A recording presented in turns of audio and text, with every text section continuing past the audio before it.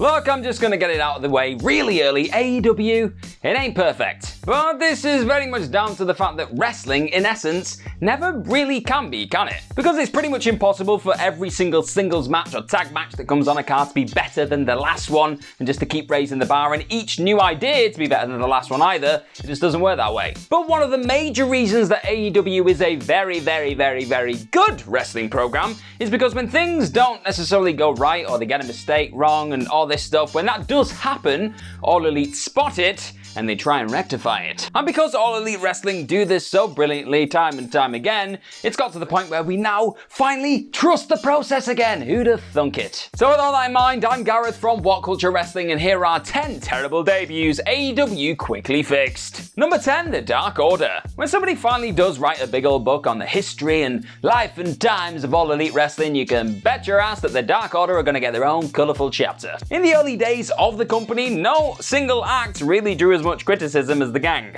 But AEW on 2 separate occasions proved the mettle of the creative folks pulling the strings behind the scenes and the people on screen in front of the camera doing all the good stuff. But jumping back a little bit, around December 2019, when Dynamite seemed to be, well, experiencing a little bit of a dip, it was the Dark Order that had many a shot fired at them. Ironic really, because they seemed to miss an awful lot in that moment, you know what I mean? That thing when he missed the punches. Now yeah, sure, in early 2020 the vignettes did get a little bit stronger and seemed to explain what the whole group was about and what they were actually trying to achieve. But a Steve Jobs-like looking figure wasn't anywhere near close to the kind of person that they needed at the forefront of this group. Enter the exalted one, Brody Lee, who debuted in early March and just absolutely provided the key to unlock the potential of this team. As an absolute bastard of a leader, Lee just brought the warmth out of all these different cogs, these different personalities, and made them something that you just couldn't take your eyes off. Now this was all obviously going to be leading to a babyface turn for maybe someone within the team against Brody, and they'd have a big clash somewhere down the line, but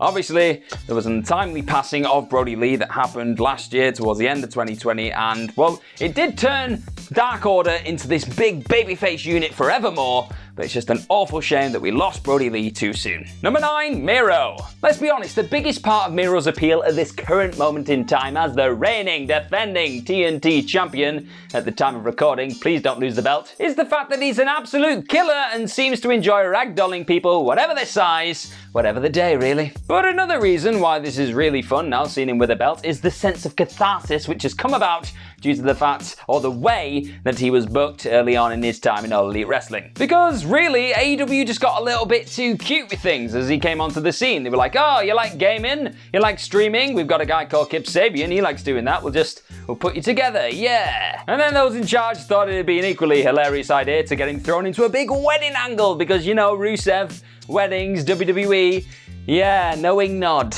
And of course, yes, there are many worse nicknames to be given than the best man, but not many. In the end, everything could just pretty much be summed up with the feeling of meh, though. And Miro, of all people, had experienced enough of that to last him a lifetime, so AEW had to pull the finger out. And thankfully, they got there, just in bloody time. That Arcade Anarchy brawl was just so simultaneously brilliant and brutal and entertaining and all the good things that it brought forward this menace that is Miro, and equally just sowed the seeds for the eventual breakup from Kip Sabian, paving the way to become the absolute badass that he is today, and long may he reign. If he is still reigning, recordings are weird. Number 8, The Butcher and the Blade. Jumping back to November 2019, and Cody Rhodes was just fresh off one hell of a squash after the fact that, you know, he'd just been screwed out of the AEW World Championship by MJF at Revolution. After taking an absolute age to cut like a square into the canvas, has he not been watching wrestling television for the last 20 years? The Blade popped up wearing a leather gimp mask and battered Cody. The Butcher then appeared too, and he just went after Cody, and they both hit him with a really clunky looking double team finisher thing. The Bunny, or Ali as she's also known, was the last person to climb out of this very intensely cut hole, and she jumped up, and Jim Ross and all the fans had no idea what the hell was going on. It was all just a bit limp and a bit deflating, but eventually, thankfully, things would start clicking into place for the unit. And yeah, you could say that they're still maybe on the fringes a little bit when it comes to the absolutely stacked tag team division in All Elite Wrestling, but just establishing them as any form of a threat after that kind of a limp debut, Pretty impressive. Number 7, Matt Hardy. Arriving on the scene in the very first pandemic show in the land of All Elite Wrestling may not have been the most ideal place for Matt Hardy to pop up. Because, let's be honest, the main reaction you're looking for when somebody does arrive, return, debut, all the good stuff is a pop.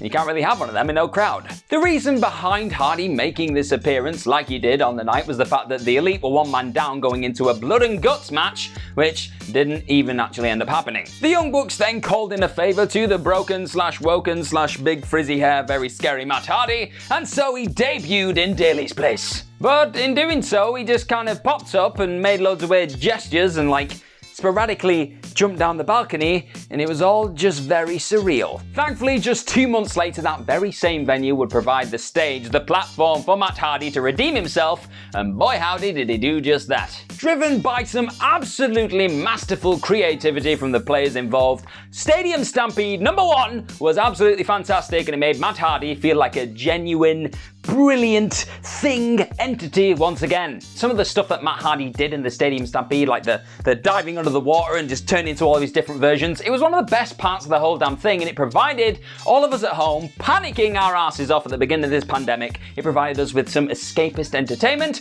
and for that, we are eternally grateful. Number 6, Ethan Page. Ethan Page has well and truly settled into the role of goober. Brilliant goober in the land of All Elite. Now, you could make a case for this being a bit of a reductive role for a guy who literally just debuted like a couple of months ago. But after pairing up with Scorpio Sky in recent times, he's actually been imbued with a sense of purpose for the first time since he set foot on All Elite Wrestling's programming at Revolution. Now, let's be honest, apart from maybe Scorpio Sky, not a single person came out of that face of the Revolution ladder match thing at the pay-per-view smelling like roses, did they? But having that be the match that you show up in as your big debut and just getting lost in the shuffle and then not really having anything to do afterwards, it just felt like he got the really wrong end of the stick. Ironically as well, it was Sky, his now partner, who won that match and won the Sonic ring hemorrhoid pillow face of the Revolution coin thing. All in all, they're definitely better as a duo than apart, and they've now just got purpose. They feel like they've got a direction in this crazy, ever-changing landscape, so keep them together and keep them away from hemorrhoid rings. Number 5, Alex Marvez. Jim Ross has come into his fair share of criticism in recent times while sitting behind the All Elite Wrestling commentator's desk. But all in all, JR exists on this program for more than anything what he did in the past. Like, he's the voice of wrestling, and just having him close to the product in any way, shape or form just brings the casual fan in on the whole thing. They just sit there and go, oh, I know JR's voice, I know what's going on, okay, let's do it. Alex Marvez, on the other hand, is just a nice guy.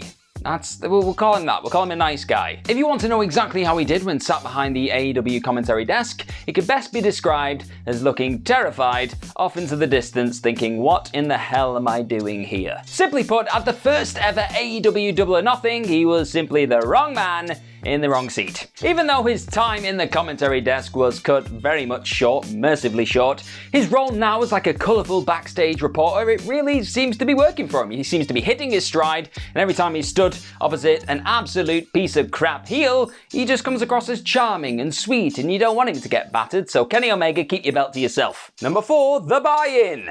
The first ever AEW buy-in is so terrible at points it seriously needs to be seen to be believed. So with that being said, you have to now pause this video, go onto YouTube, check it out, and thank me later.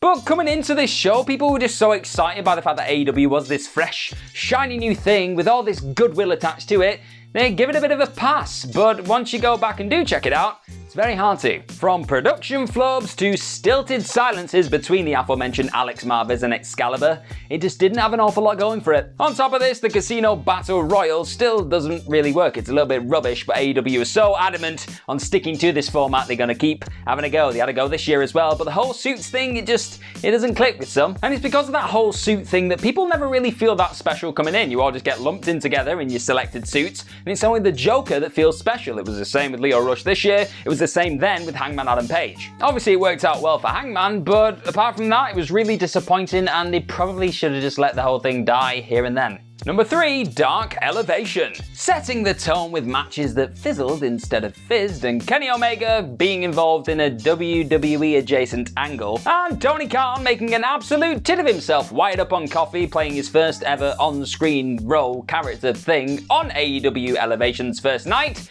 was not the best start, was it? But that being said, the show was not without its highlights. There were a few in-ring matches that were absolutely fantastic, and Paul White performed admirably well on his first night sat at the commentary desk. But there's no escaping the fact that the headlines that read, "Is Tony Khan wired up on cocaine?"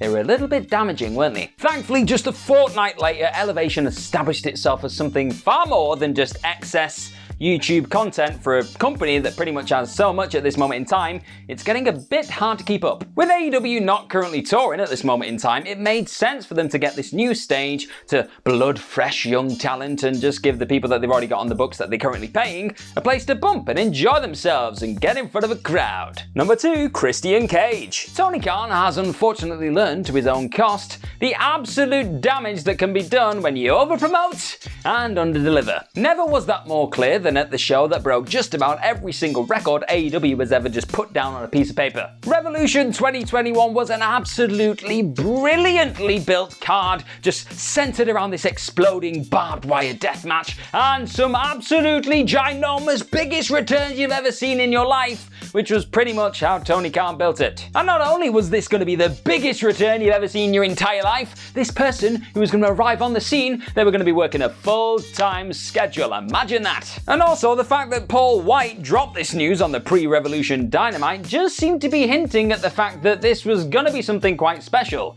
He's a really big star. He said it's gonna be big. It's gonna be bigger than him. He's the big show. It's gotta be big. Unfortunately though, and this is said with the utmost respect to the man himself, Christian Cage, he's probably on about the same level as Big Show, isn't he? Make no bones about it, Christian Cage is just an awesome get for any wrestling company. Look at his CV, look what he's done, look what he can offer to younger talents, to current talents. The guy is pretty damn amazing, and the fact that he's wrestling in the first place at this moment in time is amazing too. But just seeing him walk out onto the scene in front of next to nobody in the crowd, wearing his new sparkly t-shirt, it just... everyone kind of went, oh, is that it? We like you, Christian, you're great, but... you're not CM Punk or Brock Lesnar. And look, we're fans, it's what we do. We probably shouldn't have speculated those kind of people, but we did. And then when we got Christian, we were just let down because we're just fools. We're fools, I tell you. Thankfully, AEW are now finally utilizing Christian in the way he should be, which is obviously bringing up and elevating this next generation and just locking horns with the likes of Kazarian. He feels like what he should feel like and not this limp kind of letdown. Christian's not a letdown, he's really good. Number 1, Brody Lee. Earlier on in this list, we did credit Brody Lee for pretty much salvaging and being the key to unlocking the potential of the Dark Order. But the overall idea of the aforementioned Dark Order wasn't that good that he was just completely free of being tainted by the stink of it when he arrived on the scene. Lee's admittedly well-built arrival was a little bit snake-bitten in the end. The March 18th episode of Dynamite, where he was set to debut, was originally going to be going down in Rochester, New York, which is his hometown, but obviously, as we now all know, it was the first one to go down in Daly's place as part of the pandemic era of wrestling. And lastly, the overall look and just feel of the gimmick when he popped up in his white jacket and his hood, all that, it just didn't really pop off the screen, did it? After this, a bit of an on-the-nose Vince McMahon dig. Obviously, he was wearing his suits and he was telling people not to sneeze. It wasn't perfect, he started with that, but it seemed to be a step in the right direction. And then before we knew it, the paper-swinging absolute maniac was a threat to the entire roster, and boy oh boy did we need it. His Double or Nothing loss against Jon Moxley for the AEW World Championship was impeccably booked and built and produced. It was just fantastic. But even that didn't compare to his absolute mauling of Cody Rhodes for the TNT Championship when he was stood there over all the Nightmare Family. The guy felt like a superstar, felt like he'd finally realized all that potential. It made him, it made the stable, it made the belt, it just made everything around him that he touched feel legit. But sadly, any other opportunities that Brody could have following on for this to capitalize on that momentum were just cut so tragically short. We miss you, Brody. Absolutely sucks, but Dark Order forever.